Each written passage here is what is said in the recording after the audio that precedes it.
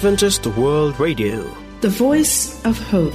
Radio feon'ny fanantenana na ny AWR.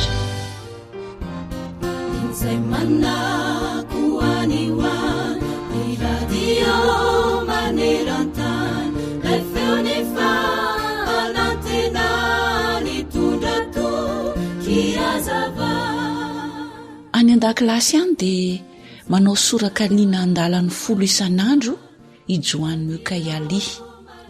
Tena mandreraka azy mihitsy ny manao izany ary tsy andriny mihitsy izay havita azy. Indray andro eo an-dalam-pahavitana izay sorakaliana izay Joanina dia nisy namany nahadona azy tsinahy ka nampivily ny soratra ary dia simba teo ilay takila voakaly tsara sy nandreraka azy. Tezitra Joanina no faizan'ilay namany ka nasiny ny totohondry. Tamin'izay indrindra ny indro fa raraka teo amin'ilay takila nanoratany ny ranomainty izay nampiasainy. Indrisy fa nalahelo mafy sy diso fanantenana tanteraka Joanina. Dia nandramany nokosehana tamin'ny goma indray ilay takila izay nilatsahany ranomainty ka voamaika nitombo ny fahavoazana. Indrisy fa rovitra sy ny orotrorotra ny takila ka tsy nisy ny ilana azy intsony. Eny ry mpiaino ajaina, ny tsy fitandremana kely monja ataontsika kanefa azo ialana dia miteraka loza maro. Ny fiezahantsika samy irero amin'ny tsaratsara kokoa dia tsy mahafoana velively ny fahotana izay vita tamin'ny lasa. Maro ireo falotom-piainana izay efa vitantsika, miariary eo anatrehan'Andriamanitra izany, saingy izay tsy haintsika atao dia hainy io Andriamanitra raintsika any an-danitra io manao. Arak'izay voasoratra manao hoe avy ary ifandahatra isika ho Jehovah, na dia tahaka ny jaky aza amin'ny fahotanareo dia ho fotsy tahaka ny oram-panala, ary na dia mangatrakatraka tahaka ny sily aza dia ho tahaka ny volon'ondry fotsy. Raha manaiky sy mankatoy ianareo dia hihinana ny voka-tsoa amin'ny tany, fa raha mbola mandasy mihodina ihany ianareo dia ho lanin'ny sabatra, fa ny vavan'i Jehovah no efa niteny. Isaia 1:20 ka hatrany 20. Amen. Miteny ny Baiboly hanisan'andro mofonaina raisoavampo fahaiza-miihaino faritomotrany andro izao.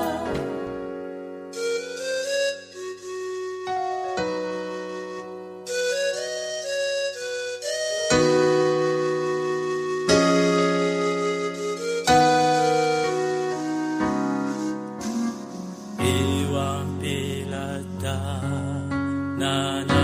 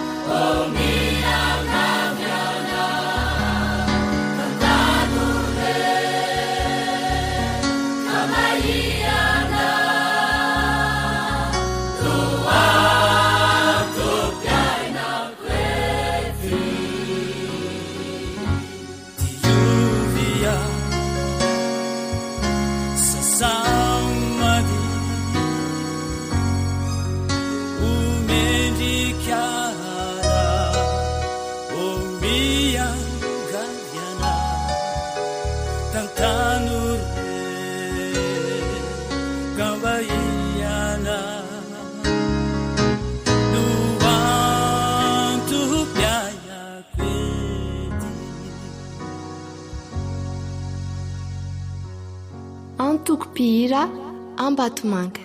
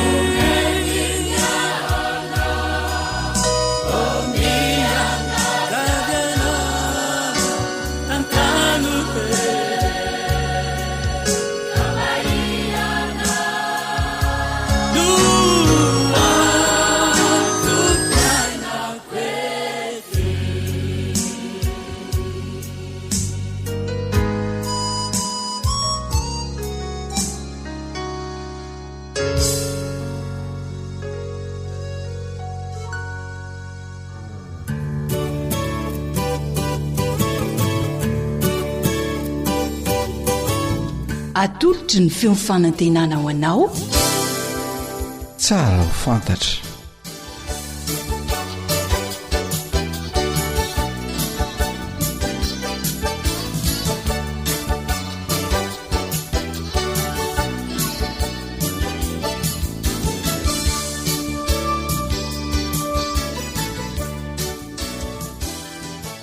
Tonga amin'ny fotoanany tsara ho fantatra indray isika, koa dia miarahaba antsika izay mpanaraka izany fandaharana izany amin'izao fotoana izao, ary mirasoa ho antsika rehetra eo ampanarahana izany fandaharana izany. Assalamu alaikum wa rahmatullahi wa barakatuhu. Araka nefa fanaontsika teto izany. Fifaliana satria ny fifandraisan'ny Baiboly sy ny Coran efa henontsika teto miverimbena zany dia zava-dehibe tokoa ny mataratsika andreny, satria misy zavatra vitsivitsy na maromaro aza moa hitovizany na dia eo koa ny zavatra sasany zay tsy mampitovy azy dia tsara ho fantatra daholo izany rehetra izany.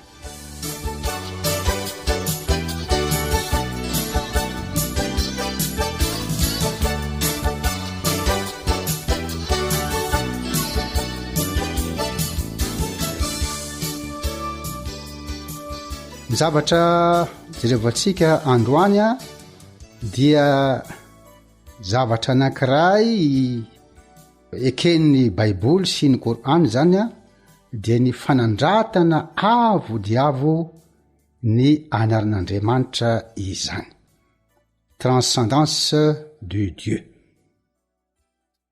Ao amin'ny Baiboly dia miverimbena matetika ny hoe Andriamanitra avo indrindra, na hoe Dieu tout puissant, Andriamanitra avo indrindra.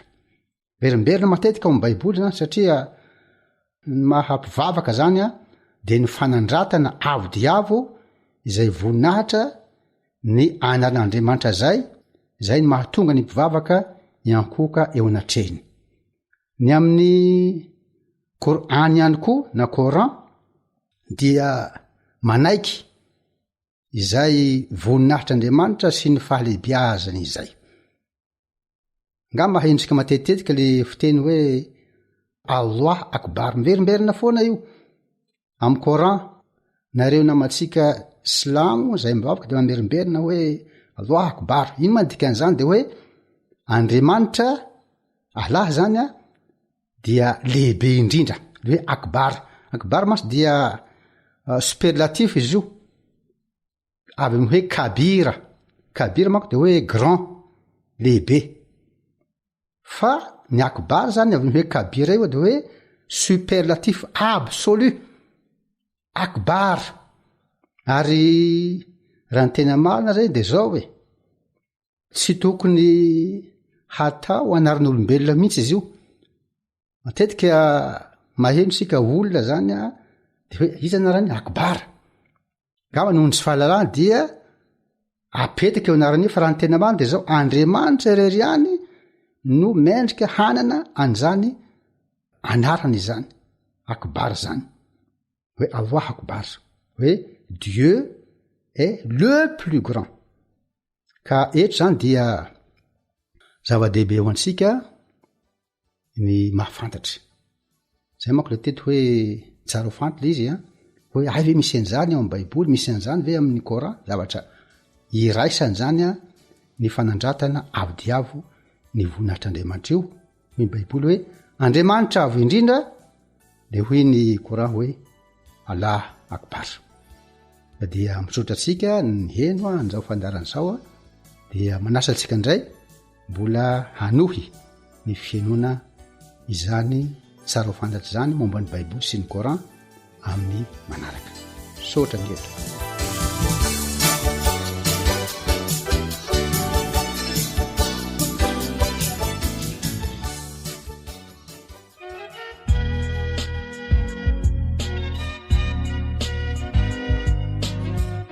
Tarika harilala. Lehibe indrindra nao riray, masina mandraky izay, fa ianao irery no tompo sady mpanjakanay, manjaka minay ny fitiavanao, ny famindramponao, raisina isanandro, isanandro raha vao mifo, ireo tananao mitsotra mba hanasoa, sady miaro anay ka terainay tokoa,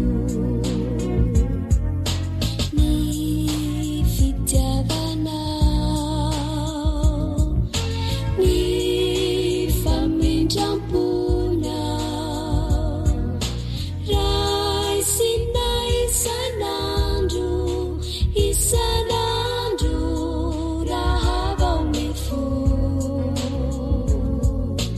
ireo tananao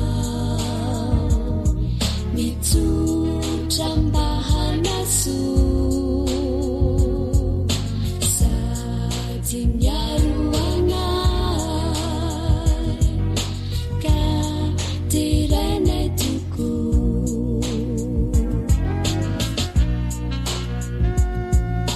Tsy efa W ra koa mandeha zegny zalamo, tsara izy ao e.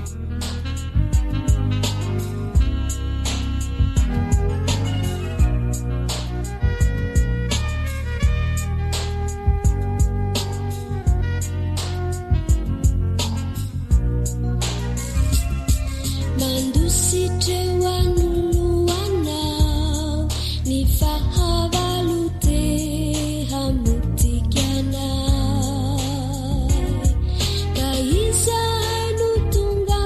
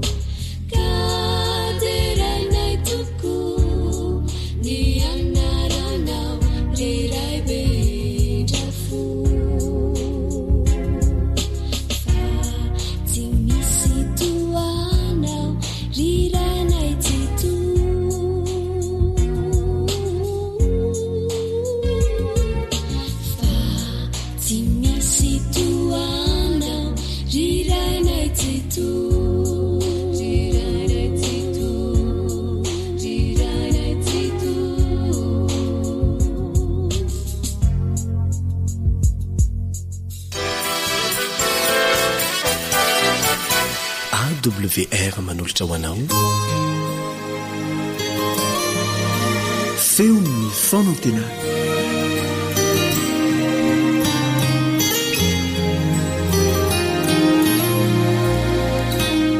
fifaliana lalandava ry mpiainao jaina no iarahanay aminao izay manahaka ty fandarana tolotry ny radio adventiste maneran-tany ity. Maniry izahay mba hita fifaliana koa ianao eo ampanarahana izany. Ny eo amin'ny lafin'ny teknika moa dia ny namana Sam ary ny mpanolotra kosa enanay Yolande Ratsurmana.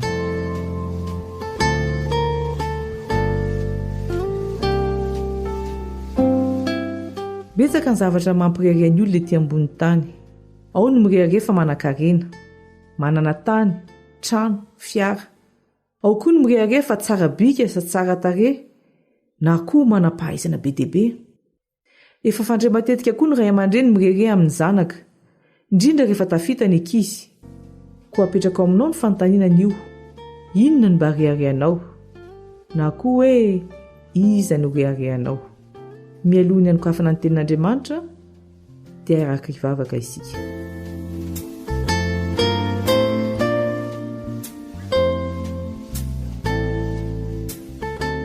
Andriamanitra raina izay any an-danitra, ianao dia mahafantatra ny zavatra rehetra na ary izao tontolo izao. Meo anay ny tsilosaina, ny fahendrena ary ny fahalalana ahafantaranay izay tokony ataonay, indrindra momba ity resaka rehareha ity. Fa amin'ny anaran'i Jesosy no angatanay izany vavaka izany. Amen.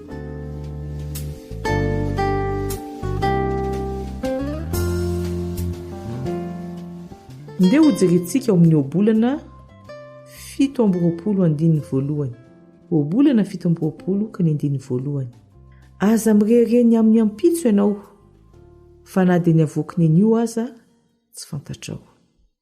Aza mirereny amin'ny ampitso ianao, fa na dia ny avoky nenio aza tsy fantatrao. Marina tokoa ity voalaza eto amin'ny obolana ity. Indraindray tokoa mantsy isika dia tratry ny fireriana amin'ny zavatra mbola ho avy, mbola tsy azo antoka. Efa nahin'olona ny teny aho hoe dokotera ny zanako, nefa vao mpianatra dokotera. Misy indray miteny hoe izay manana trano ary ananina, nefa ny fototra vao noadiana mbola tsisy trano mitsangana akory. Hoy ny fitenenana hoe aleo tsy be teny fa aleo no avy no ilaza azy. Salamo 10:1. Salamo 10:1. Ny ratsy fanahy mirehare hoe tsy anadina izy, eny tsy misy Andriamanitra no totalikeviny. Ny fireriana fa afaka manao izay tiana atao ny olona, tsy misy adin'Andriamanitra amin'izay ataony, dia fandavana ny fisian'Andriamanitra. Ahoana hoy ny Baiboly, ny ratsy fanahy no mirehare ary milaza fa tsy misy Andriamanitra. Jeremia 7:7. Jeremia 7:7. Nahoana no ny lohasahanao no ataonao rehare? Tsy tokony rehareny amin'ny fananana izany. Satria mantany eto ny mpaminany Jeremia hoe nahoana no ny lohasahanao no ataonao rehare. Ao amin'ny testamenta vaovao indray, ao amin'ny Korintianina 1:7-1:20, dia zao no torohevitra omena. Koa aza misy manao olona ho reharehany. Io moa ilay mahavoantsika ray aman-dreny, fireriana distoerana amin'ny zanaka indraindray.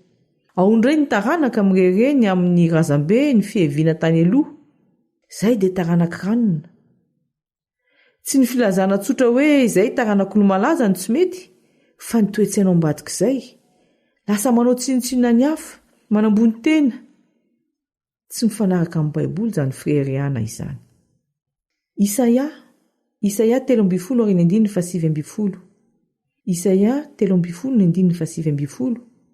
Ary Babilôna ravaky ny fanjakana maro, tabisy rerian'ny Kaldianina, dia ho rava tahaka ny nandravan'Andriamanitra ny Sodoma sy Gomora.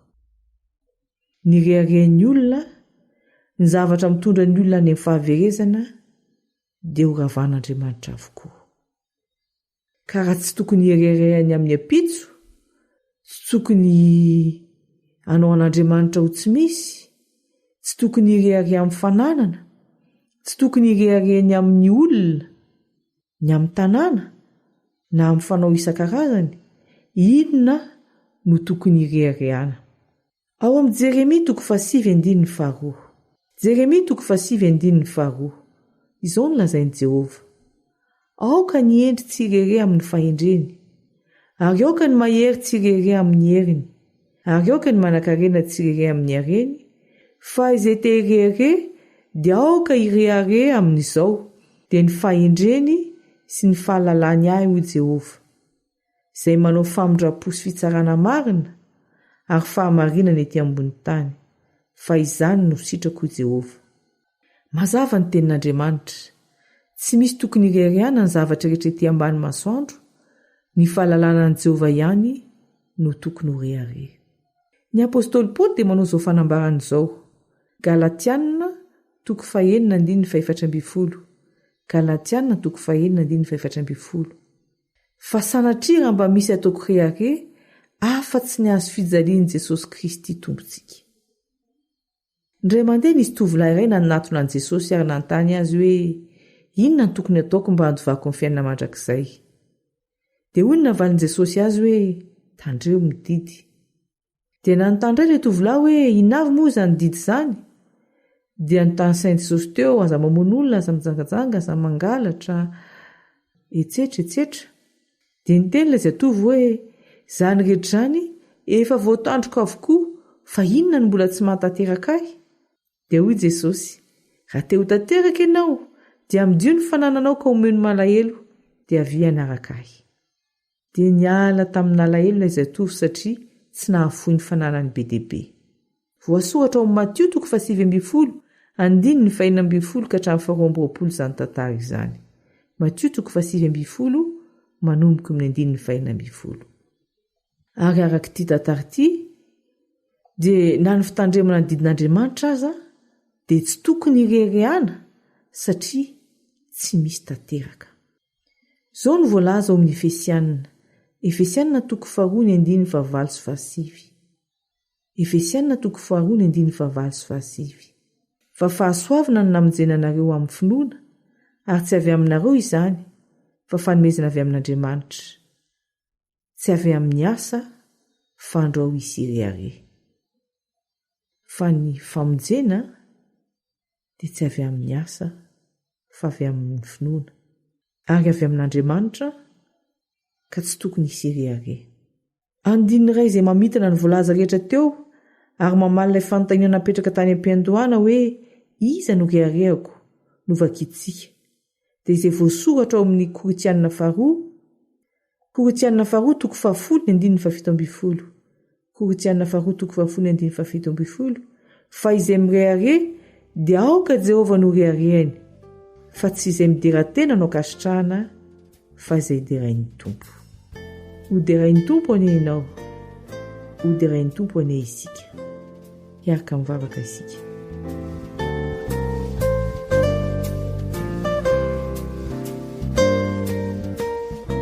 Tompo Andriamanitra io, matetika izahay no manadino anao, manao tsinotsinona anao, mirehareha amin'ny fanananay, ny fahazainay, ny zanakay. Matetika izahay no manadino fa ianao ny tompony zavatra rehetra, ary tsy ho toy izao izahay raha tsy noho ianao. Mamela ny elokay Andriamanitra ao, ary amin'izao sisa izao dia ampio izahay mba tsy rehareha, tsy rehareha ny amin'ny herinay, na ny amin'ny fanananay, na ny amin'ny inona na amin'ny inona, fa amin'ny fahalalànanao Andriamanitra pahary sy Jesosy Kristy mpamonjy. Fa amin'ny anaran'i Jesosy Kristy irery ihany no angatana izany vavaka izany. Amen.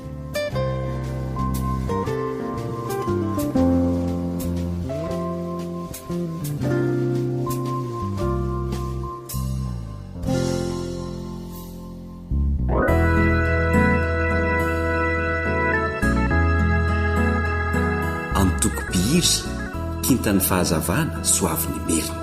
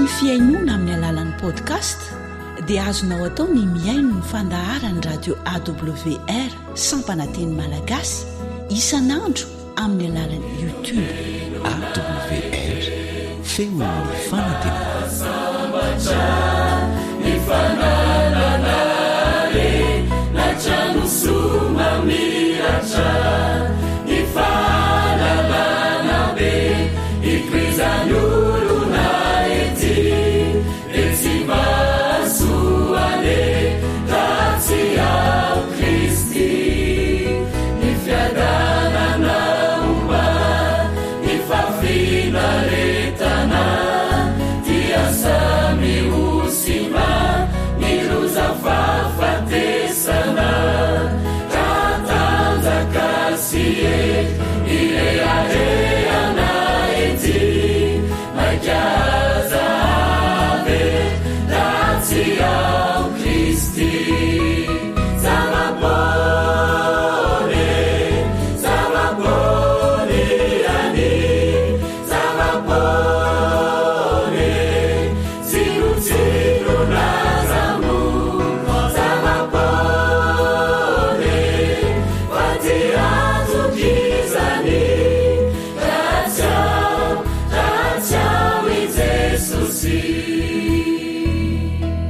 zavapone zavapone ani zavapone tsirotsiro nazamo zavapone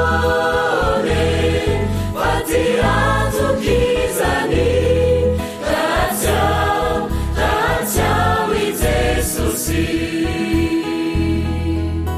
ratsiao ratsiao i Jesusy.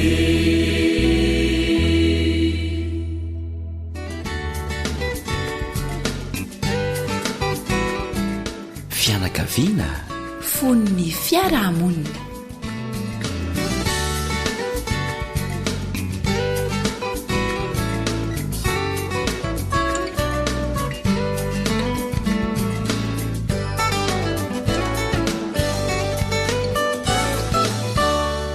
inona no atao mba hahafahana miaino tsara.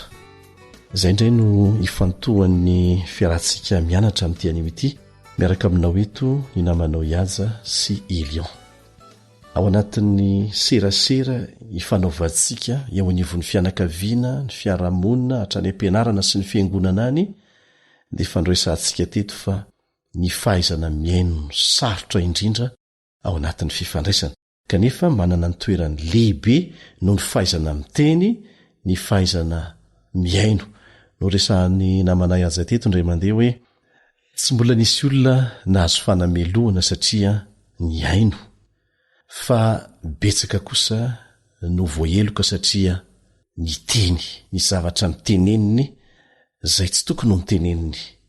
Ny fahaizana miaino no miantoka be dibe mihitsy ny fahaizana mifandray. Io zany ny fototra. Mbola ao anatin'ilay hoe fampiasana tsara ny sofina hahay miaino sika amin'izao fotoan'izao anatin'ny fiarahantsika mianatra miresadresaka eto mikasika ny fifandraisana.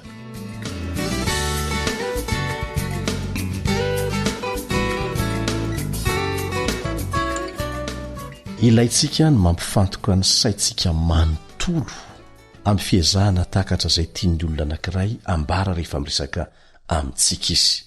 Amin'izao fotoan'izao Iaza dia be diabe ny zavatra sain'ny olona ao anatin'ny fotoana anankiray. Na miresaka aminao izy na ianao miresaka aminy dia ianao koa tahaka azy ihany. Be diabe ny zavatra eritreretina, be diabe ny zavatra sainina indray miaraka, indray fehezina indray miaraka. Ka anisan'ny zavatra sarotra izany hoe mampifantoka ny saina manontolo zany amin'ny resaka ataon'ny olona anankiray, indrindra fa tsy resaka nomanina le izy hoe iona isika dia afantoka amin'izao loha hevitra izao ny resaka ataontsika. Iny mbola azo everina ihany ny ezaka atao hifantohana, fa le hoe sendra mifanena ohatra eny an-dalana. Kanefa fantatra fa zava-dehibe ihany le resaka ifanaovana matoa samy mijanona dia miresaka. fa na dia ao anatin'ny fotoana ivoriana hifanarahana iresana loha-hevitra anankiray na mikasika zavatra anankiray azany dia mbola betsaka ny zavatra ao misain'ny olona anankiray rehefa miresaka izy ka ny ezaka atao zany eto dia ny hoe mifantoka tanteraka ny saina manontolo mihitsy tsy mieritreritra zavatra hafa na inona rehefa miresaka rehefa miainy olona anankiray miteny aminao. Misy fanontaniana vitsivitsy izay azontsika petraka amin'ny tenantsika mba hanampy antsika atakatra amin'ny fahafenony ny hevitry ny teny izay inontsika rehefa miresaka amintsika ny olona anankiray. Efa ndresantsika teto aloha hoe mila mijery tsara ny endriny sika amin'ny teny vahiny le hoe expression faciale. Misy fihetsiky ny endriny eo, fijeriny masony, fikentro ny tarehiny, fitsiky ny vavany renretr'ireny dia ndray mitambatra mampita hafatra. Mila mifantoka tsara mijery ny endriny zany ianao, mijery ny masony manokana rehefa miresaka aminy. Ankoatran'izay dia misy fanontaniana ity izay tsara apetraka ao rehefa miaino an'ilay olona miteny ianao dia ny hoe inona lazain'ilay olona, inona lazain'ilay olona. Ny fomba anankiray hamantaranao fa tena renesinao tsara, renao tsara ny teny nambara taminao dia ity: ny famerenanao amin'ny teny fohy zay zavatra lazain'ilay olona. Ohatra, raha misy olona niresaka taminao momba ny zanany, zao momba ny zanako sy ny sisa, dia azonao atao ny mamintana ny zany tahaka an'izao ohatra hoe: razoko tsara ny zavatra andresahanao, ny anaran'ny zanako voalohany dia Suzanne, mananjany 2 lahy izy, Kotsifara no anarany, ny faravavy dia antsoina hoe Terezy. Amin'izay fotoan'izay dia ho hitanao fa ho faly izy satria fantany mihitsy hoe tena niaino azy ianao, tena niaino mihitsy ty olona ity. Izany famerenana ny hevi-dehibe ny lazain'ilay olona zany rehefa miresaka aminao izy dia anome antoka azy fa tena niaino ny teny lazainy ianao, farafakeliny ny teny lazainy. Raha misy diso ny fandrenesanao azy dia ho afaka anitsy anao ilay olona izay mifampiresaka aminao satria zava-dehibe ny fandrenesana marina ny teny eo amin'ny fahazoana ny tiana ambara. Zavatra mpitranga tokoa Elia rehefa miresaka amin'ny dada na ineniny ankizy ao tokantrano dia be loatra ny zavatra ao an-tsain'ny dada sy neny toy zava-dehibe dia iverin'izy ireo zavatra bitika ny lazain'ny ankizy. Amin'ny ankizy anefa ny dikan'iny dia izy mihitsy ny tsirarahiana, fa tsy hoe ny teniny ny tsirarahiana, ary mandratra ny fon'ny ankizy zany. Fony teny ihany izay nakatosika izay. Tsy mandany fotoana ny manokana fotoana kely na manayatsa mba hianony. Izy io zany mila atao fanahiniana mihitsy, anaovana ezaka mihitsy. Rehefa manatona anao zanakao iresaka dia mijanona kely mihitsy, sady manao zavatra no miresaka, mianatra mifantoka miaino azy fotsiny. Atao fantany fa zava-dehibe aminao ny miaino azy. Dia takan'izany koa ampivady na iza mifanena aminao dia tokony hizatra ianao hoe, na ianao miteny hoe anokana fotoantsika iresahana fa tsy afaka miresaka zao, na afantoka ao manontolo amin'ny fiainona azy ny sainao, ny masonao, ny tenanao mihitsy, atao hitany, atao tsapany, fa tena linany amin'ny zavatra tiano resahany ianao. Vonina ny karakara azy ianao, ary voalohany amin'izany ny zanakao. Misy tatsambo anankiray nanazavazavatra tahaka an'izao. Any anatin'ireny sambo ireny dia tena zava-dehibe ny teny tsirairay lazain'ny lehibe izay manome baiko. Rehefa miteny ny lehibe hoe ahodina miankavia dia tsy maintsy mamerina izay teniny izay aloha ilay nandray ny baiko hoe hoy ianao teo sefo hoe ahodina miankavia.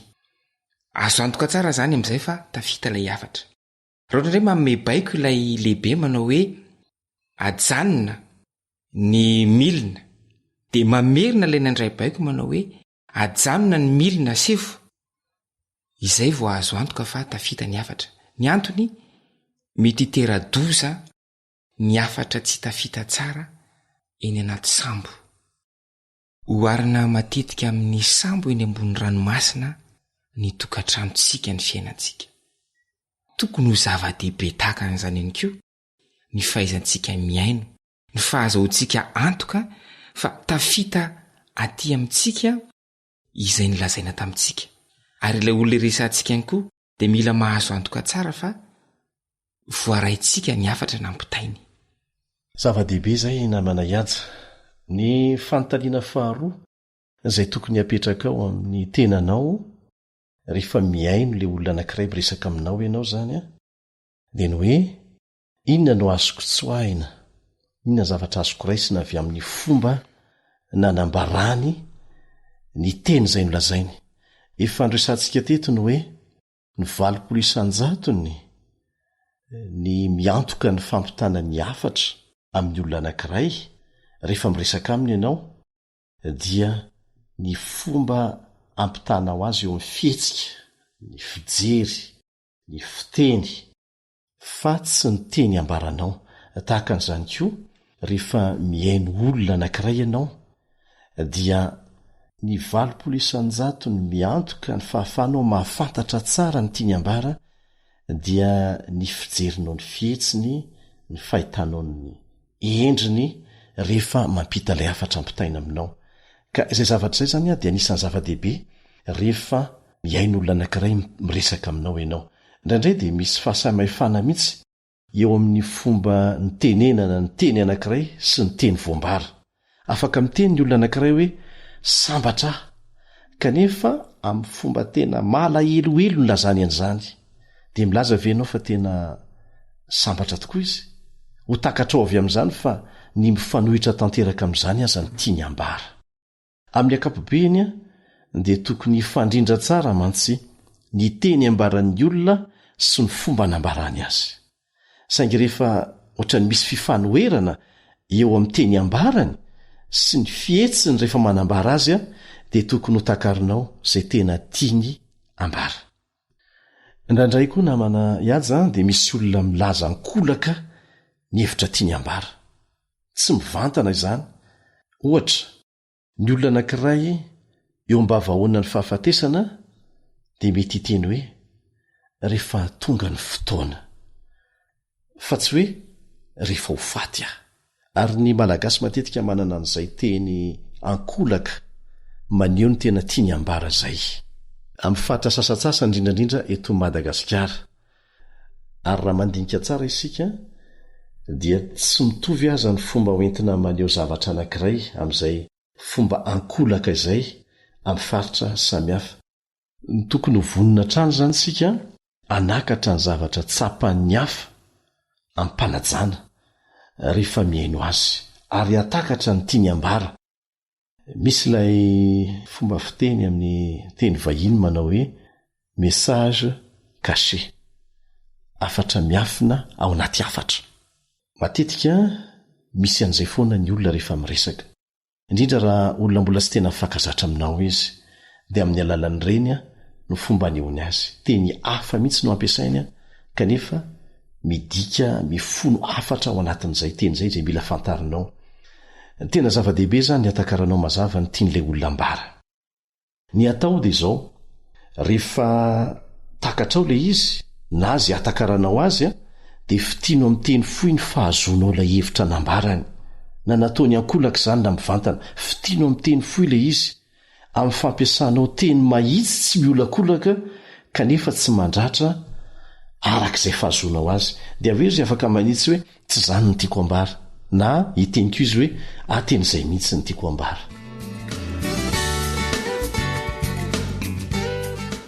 Fanomezana sarobidy ny teny mamy ikitsika rehetra izany, ary mitady an'izany mihitsy ao tokantrano ao, mitady an'izany ny mpinamana. Kanefa aoka tsy adintsika fa ny fifantohantsika amin'izay lazain'ireo olona akaiky antsika, ny zanaka na vady na namana, dia mbola fanomezana lehibe kokoa. Miaina anatina tontolo izay androitana ny fifantohantsika, isika rehetra. Ka raha manao safidy isika manolotra ny fifantohantsika ho an'ny hafa dia tena fanomezany lehibe zany ary fanasitranana ny fo maratra marobe. Zava-dehibe mihitsy izay fiheverana ny hafa izay amin'ny alalan'ny fiainoana sy ny fahatakarana sy zavatra tena tiany ambara izay. Indraindray izany moa tsika tsy miezaka mantatra izay tiany ambara fa mandinika fotsiny maminany hoe zao izay ny tiany lazaina kanefa tsy mba miresaka amin'ny akory hoe izay marina ve le tiana ho lazaina fa dia eritreretina mangina any le izy dia indraindray efa miampita any amin'ny olo-kafa mihitsy aza kanefa tsy mifanaraka amin'izay zavatra tena tiany le olona ho lazaina akory ny fahasoana ho azy dia manimba fifandraisana le izy. Ny fahavononana anakatra izay zavatra tsapan'ny hafa sy ny fiezahana mantatra izay tena tiany ho lazaina izay fa tsy izay heverinao fa tiany ho lazaina dia zava-dehibe eo amin'ny fifandraisana ary mila fihezina tsara izay mba tsy hiteraka olana. Inona fa misy ho tsakotsakoana ifampiresahana ifampidiniana eo anivon'ny fianakaviana indray zany eo anivon'ny mpinamana eo anivon'ny mpiara-miasa mpiara-mivavaka anatsarana ny lafin'ny fiainony eo amin'ny fifandraisantsika. Dia izay koa namarana fotoanantsika teto androany manao mandra-peona indray ny namanao Elion sy Yatsa.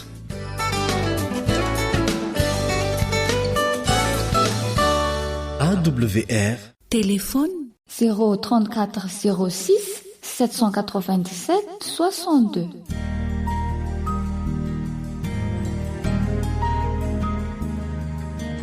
Faniteninao no fahamarinana. Taridalana manokana fianarana Baiboly avoaka ny Fiangonana Adventista maneran-tany. Iarahanao amin'ny radio feo ny fanantenana.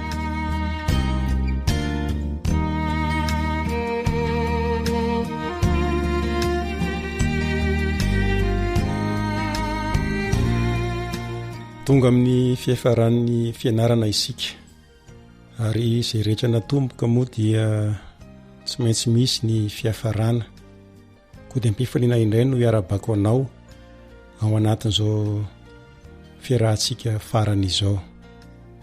Ny tompony hitahinao mba amin'ny ankohonanao milona irisotsika amin'ny famotinana ary ny fiarahantsika mianatra dia manasanao mba hivavaka.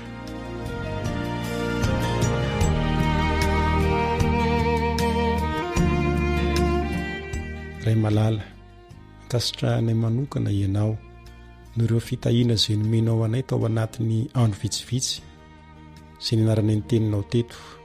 Tsapanay fa nitarika ny tokoa ny fanainao masina ary misy lesona mivaingana azonay ampiarina eo amin'ny fiainanay ary ny lesona dia tena tsara ary nomenao mba hamonjenanay. Ho aza vela hiverina fosiny any aminao ny teninao raha tsy efa nahavitan'ny asany eo aminay tsirairay avy amin'ny anaran'i Jesosy. Amen.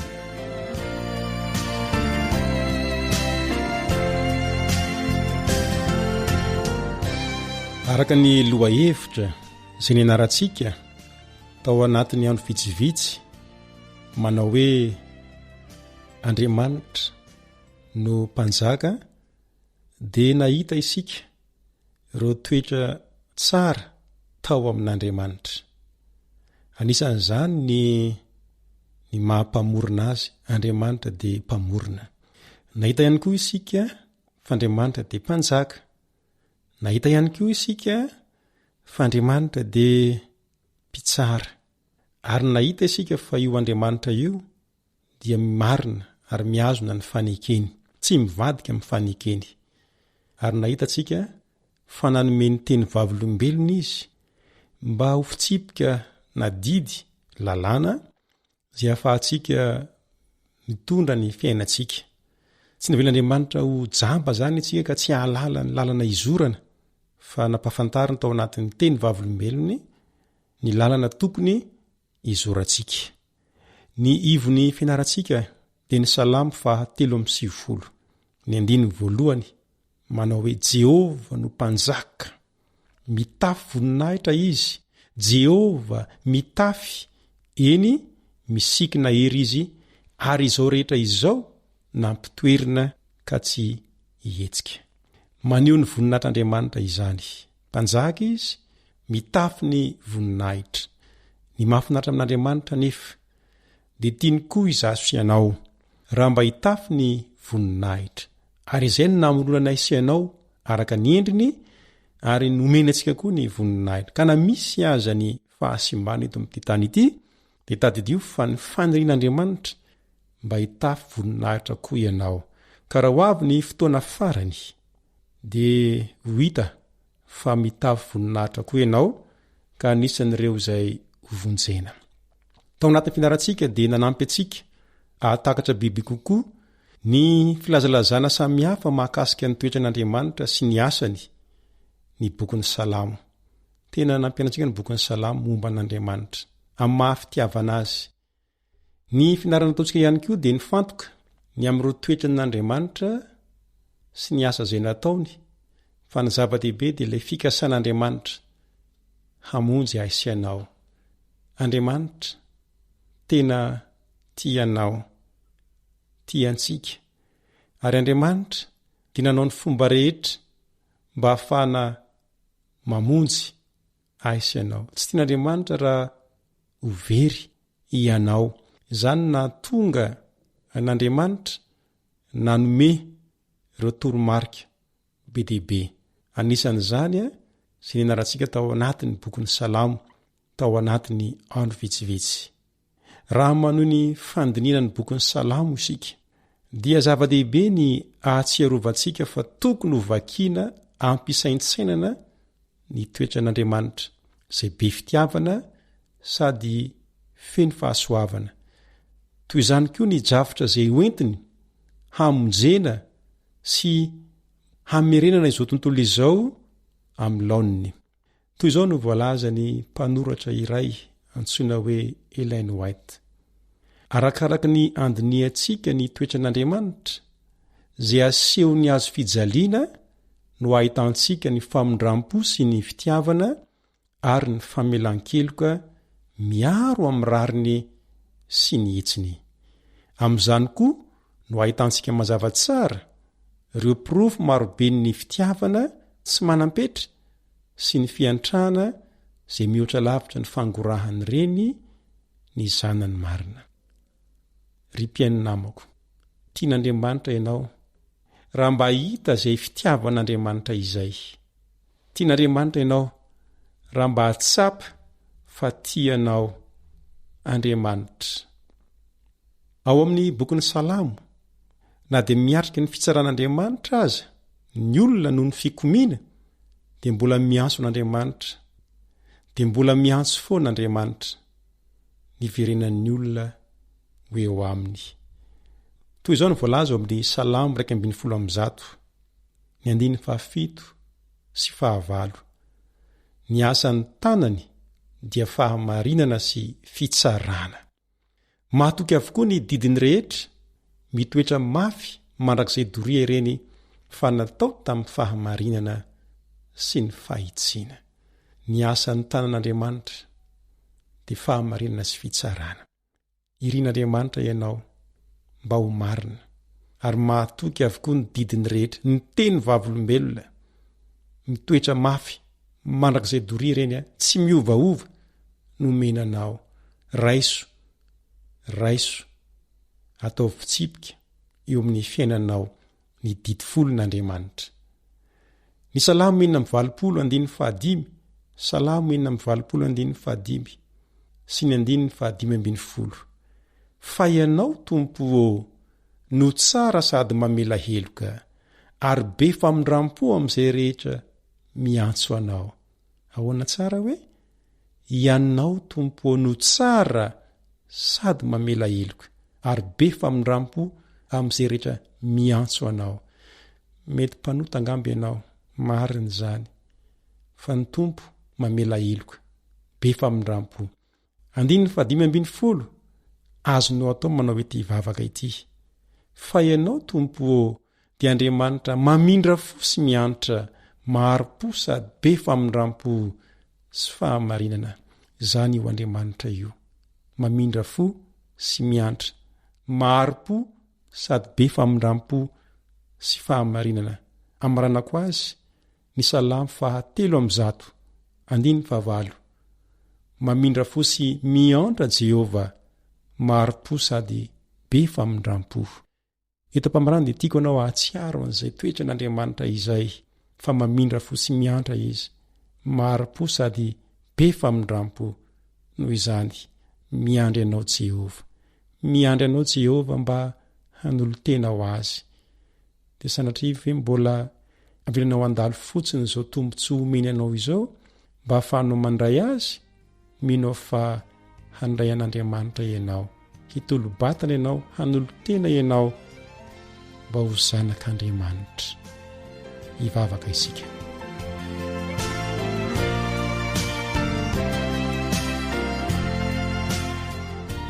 Ray malala, Jehova manokana ity mpiaino ity, manolo-tena ho anao izy, maniry mba ho isany zanakao izy, ho raiso re, raiso an-tanana ny fiainany. Mety mpanoty izy fa ianao mamela heloka, ianao be famindrampo aseho aza ny fitiavanao izany. Ary izy kosa anio koa fa tena tianao, le Andriamanitra mpamorona, le Andriamanitra mpanjaka, le Andriamanitra mpitsara, le Andriamanitra izay miazona ny fanekena. Ary ho hitany fa marina ny teny fahavolombelonao ka ankatoaviny sy ho arahany izany eo amin'ny fiainany, amin'ny anaran'i Jesosy. Amen.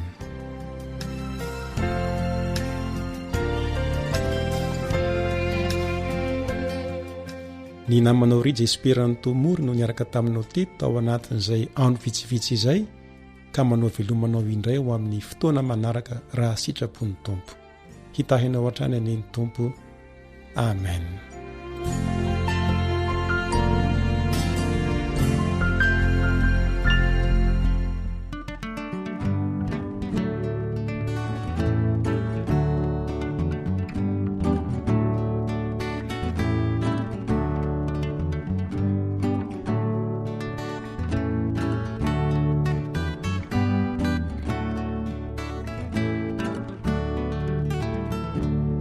Tarika alisson.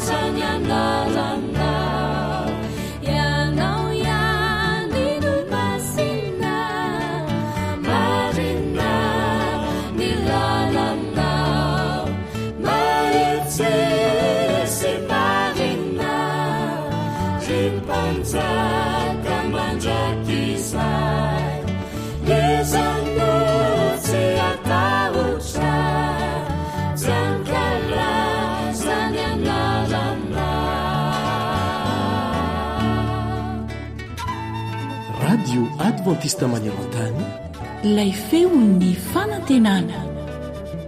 Umeu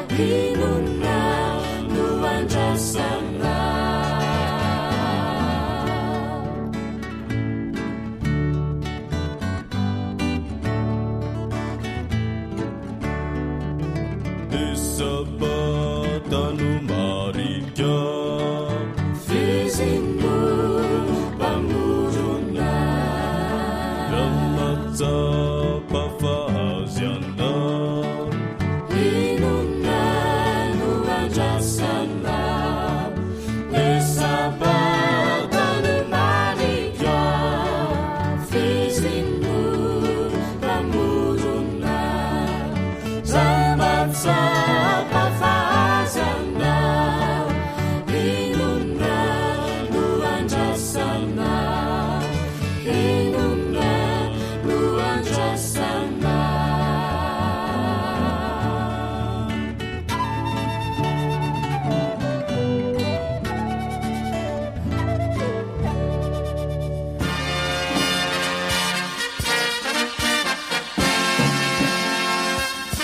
Adventist World Radio, The Voice of Hope. Radio feony fanantenana. Ny farana treto ny fanarahanao ny fandaharan'ny radio feo fanantenana na ny AWR amin'ny teny malagasy. Azonao ataony mamerina miaino sy maka maimaimpoana ny fandaharana vokarinay amin'ny teny pirenena mihoatriny 100 amin'ny fotoana rehetra. Raisoaryn'ny adresy ahafahanao manao izany: awr.org na feofanantenana.org.